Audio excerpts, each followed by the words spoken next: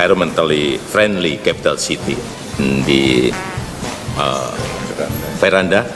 But I think after this, for the technical, you can discuss with my team, Pak Luhut will in charge in the discussion.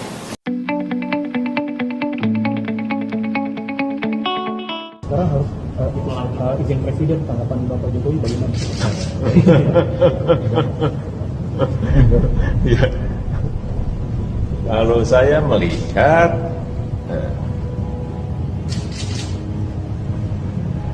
ya nanti.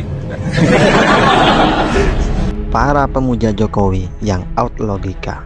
Tulisan ini berdasarkan pengalaman pribadi saya berinteraksi, sekedar ngobrol dan berdebat dengan kelompok pemuja petahana.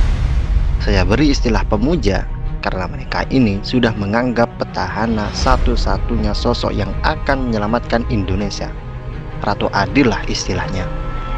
Petahana tidak ada cacat sedikit pun bagi mereka. Ketika ditunjukkan kebodohan, kebohongan, dan kegagalan petahana, mereka tetap tak bergeming. Pernah saya tunjukkan beberapa video petahana yang gagap dan gugup di depan kamera saat menjawab pertanyaan wartawan. Pernah juga saya tunjukkan betapa petahana mengaku tidak membaca apa yang ditandatanganinya, mengaku IPK-nya tidak lebih dari 2, sampai ketidakmampuan beliau berbahasa asing. Berbagai macam data yang seharusnya menggiring pemahaman bahwa petahana tidak kompeten atau tidak smart tidak diindahkan oleh mereka. Awalnya saya tidak ambil pusing karena itu biasa. Saya pikir ini adalah fenomena defense mechanism atau mekanisme bertahan saja. Namun, saya melihat argumentasi menarik dari mulut mereka yang menggiring saya pada kesimpulan bahwa defense mereka bukan defense biasa. Saya ingat salah satu teori tentang perilaku religius orang-orang pagan atau penyembah berhala. Mereka menyembah benda-benda atau makhluk-makhluk seperti hewan dan tumbuhan bukan karena akal, tapi mereka yakin bahwa yang disembah itu mampu memberikan kebaikan. Jika dipikir dengan akal, maka mereka tahu bahwa benda dan makhluk yang disembah itu tidak logis dapat memberikan kebaikan kepada mereka. Namun mengapa terus disembah? Pakar psikologi agama mengatakan, justru karena tidak logis itulah maka berhala-berhala itu disembah.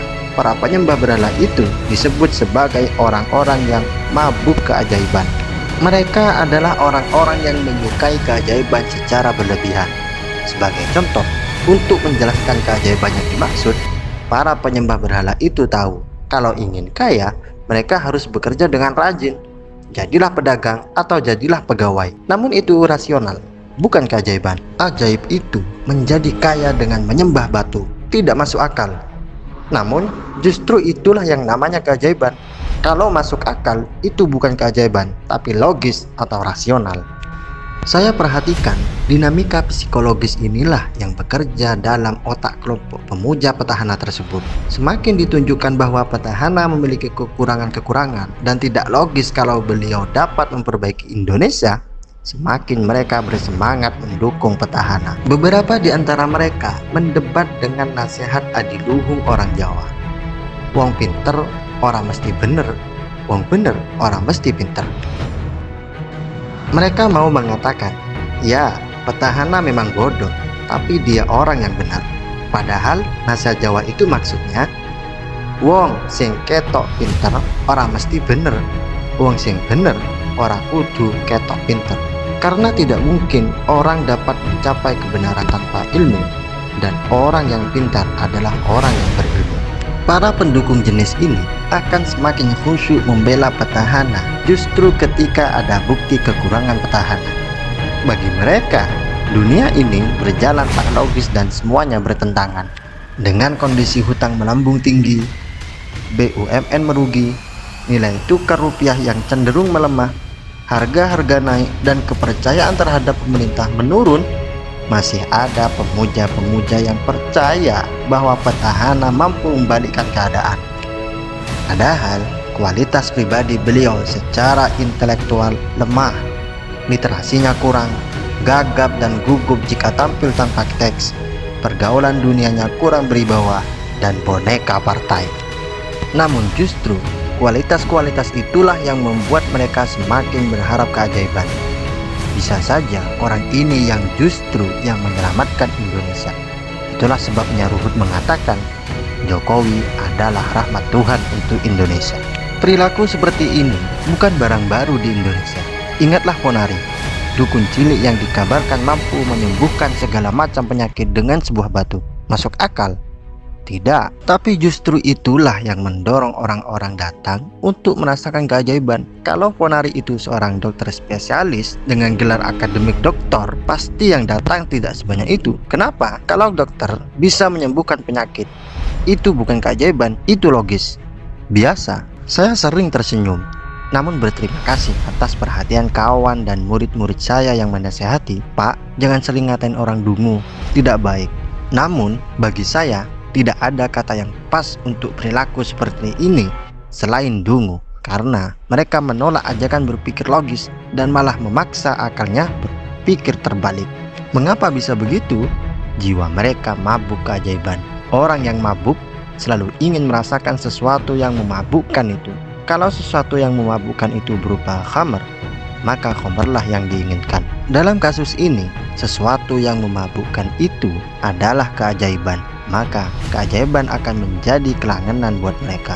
Terakhir, saya ingin mengingatkan buat kawan-kawan muslim yang masih mabuk keajaiban, sadarlah, ingat, Rasulullah SAW, mukjizat terbesarnya ialah Al-Quran. Beliau SAW tidak memfungsikan Al-Quran sebagai alat pertunjukan keajaiban kepada orang beriman. Beliau tidak pernah terbang, walaupun kalau beliau minta kepada Allah, pastilah dikabulkan.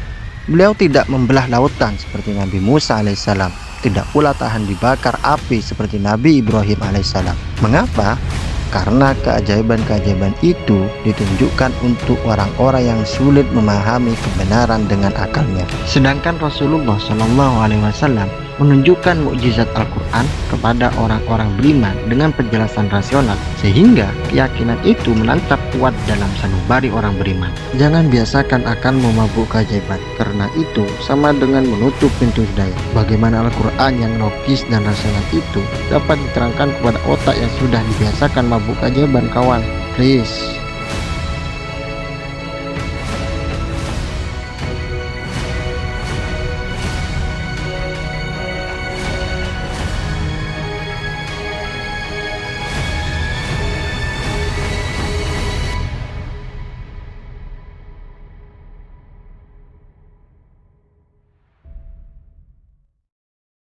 Semua tahu bahwa Pak Kiai Ma'ruf Amin adalah ulama besar, ketua MUI, itu nggak bisa di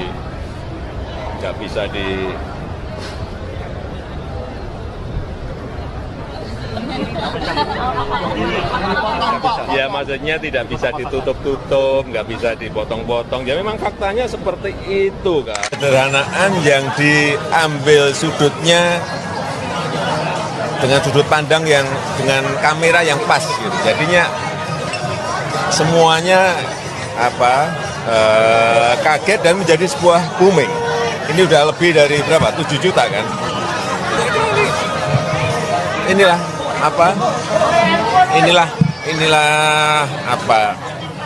sebuah pacaran anak muda, tapi diambil dalam dari kamera yang sederhana tapi pas. Honorer gimana Pak? Kemarin kan masih ada yang demo gitu Pak. Guru honorer seperti yang sudah saya sampaikan yang lalu akan dimasukkan ke yang namanya